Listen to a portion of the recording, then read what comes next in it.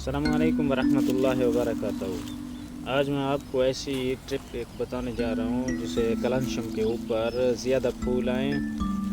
कुछ फ्लावर ऐसे होते हैं जो जल्दी मर जाते हैं। इसको कैसे लगाना है, कैसे पानी देना है, इंशाल्लाह ये पूरा साल चलेगा। इसके ऊपर फूल भी ज़्यादा आएंगे।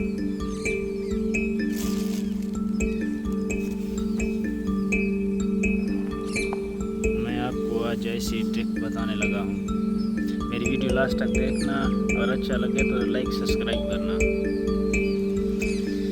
अभी चलो वीडियो शुरू करते हैं। ये मैं तुमको कुछ दिखा रहा हूँ, इसमें देखो ये है मिट्टी होती है दो किस्म की, ठीक है, दो किस्म की। इसके अंदर थोड़ा मिट्टी मिक्स है। ये पूरा है, यानी कि बिटमस डालना पड़ेगा। जो कलर होता है ना पूरा वो ही डालो, इसमें कोई मिट्टी कोई कुछ नहीं डालो।